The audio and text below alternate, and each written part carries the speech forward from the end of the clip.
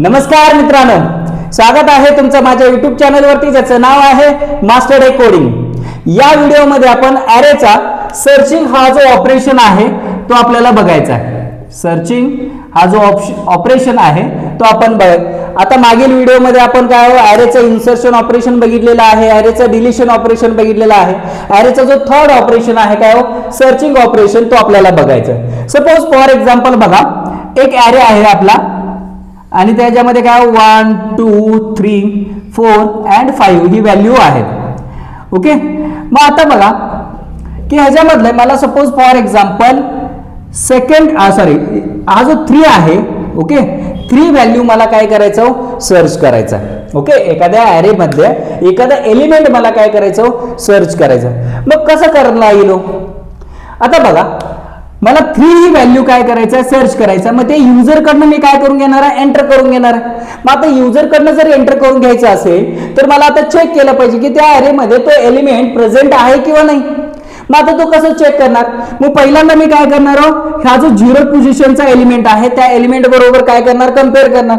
जर सपोज तो प्रेझेंट असेल तर काय आपल्याला तो नंबर भेटला, जर प्रेझेंट नसेल तर मला परत काय करायचं, जो पुढचा एलिमेंट आहे नेक्स्ट पोझिशनचा जो एलिमेंट आहे त्याच्याबरोबर मला काय करावं लागणार आहे कम्पेअर करावं लागणार आहे। म्हणजेच काय तो नंबर आहे किंवा नाही। जर सपोज फॉर एक्झाम्पल आपल्याला नंबर भेटला तर तिथं काय म्हणणार आपण की नंबर इज फाउंड। ओके, आणि जर सपोज फॉर एक्झाम्पल नंबर परत भेटला नाही तर आपण काय करणार आहे परत नेक्स्ट पोझिशनची जे काय एलिमेंट आहे त्या एलिमेंट बरोबर काय करणार कम्पेअर करणार। मग तिथं तुम्हाला काय नंबर भेटला, बरोबर। मग एकदा जर सपोज तुम्हाला नंबर भेटला तर तो नंबर कुठल्या पोझिशनला आहे तो पोझिशन सुद्धा आपल्याला काय करायचं प्रिंट करायचं, आणि तो पोझिशन प्रिंट झाला की नंतर काय करायचं आपल्याला बाहेर पडायचं आहे। मग आता बघा, पहिल्यांदा काय hash include stdio.h int main।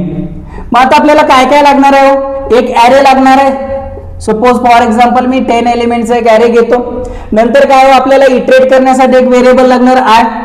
मग आता आपल्याला काय जो नंबर आपल्याला सर्च करायचा आहे, ओके तो नंबर लागणार आहे, मग त्यासाठी एक व्हेरिएबल लागणार काय n। नंतर काय लागणार आपल्याला, ओके एक व्हेरिएबल इटरेट करण्यासाठी आणि काय नंबर। मग आता पहिल्यांदा आपण काय एक साईज एंटर करून घेऊया की ॲरे मध्ये तुम्ही किती एलिमेंट काय करणार आहे स्टोअर करणार आहे। मग त्यासाठी काय एक साईज एक व्हेरिएबल। मग पहिल्यांदा मी साईज एंटर करून घेतो, print F enter a size.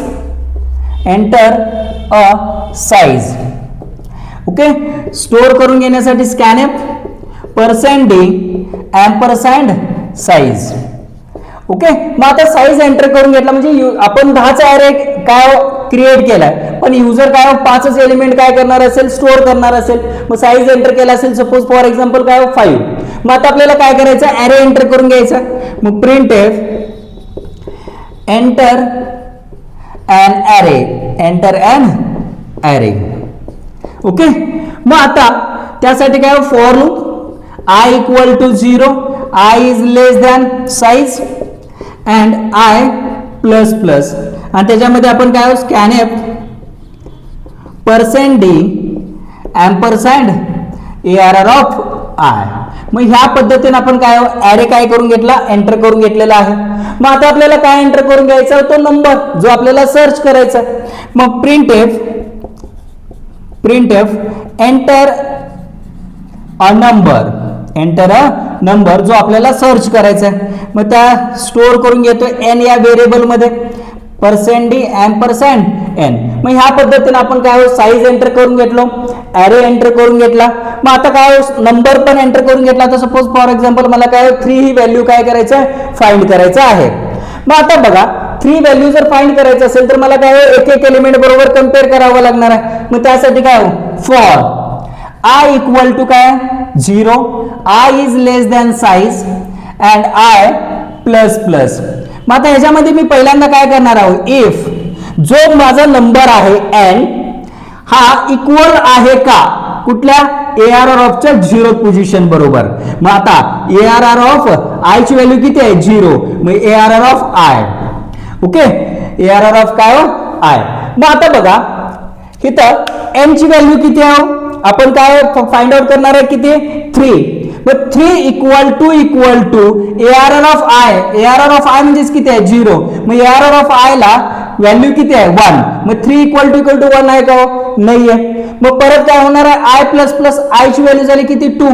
मग 2 इज लेस दॅन 5 आहे का, आहे. मग आता n ची व्हॅल्यू किती आहे 3. मग 3 इक्वल टू ARR ऑफ 1 ची व्हॅल्यू किती आहे 2. मग 3 इक्वल टू 2 आहे का, नाही आहे. मग आता परत i प्लस प्लस होणार आहे.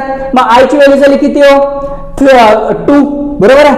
मग आता 2 इज लेस दॅन काय 5 आहे का, आहे. मग आता n ची व्हॅल्यू किती आहे 3. मग ARR ऑफ 2 पोझिशनला व्हॅल्यू किती आहे 3. ओके. मग आता बघा 3 इक्वल टू 3 आहे का, आहे. मग आता इथं जर मी सपोज फॉर एक्झाम्पल आपल्याला नंबर भेटला, बरोबर आहे.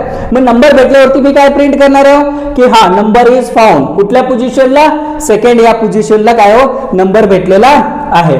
पण आता आपल्याला काय करायचं आहे की जर सपोज मी इथं नंबर प्रिंट केलो तर हे झाला विषय की नंबर भेटला. पण आता आपल्याला असंही प्रिंट करायचं आहे की नंबर जर भेटला नसेल तर काय नंबर इज नॉट फाउंड. हा मेसेज आपल्याला काय केला पाहिजे, प्रिंट केला पाहिजे. मग मी त्यासाठी काय करतो, एक व्हेरिएबल घेतो. सपोज फॉर एक्झाम्पल फ्लॅगची व्हॅल्यू काय ठेवतोय 0 ठेवतो. ओके. आता ज्यावेळी नंबर भेटेल त्यावेळी मी काय करणार आहे, फ्लॅगची व्हॅल्यू काय करणार आहे 1 करणार आहे. फ्लॅगची व्हॅल्यू काय करणार 1 करणार आणि काय ब्रेक करणार. ओके.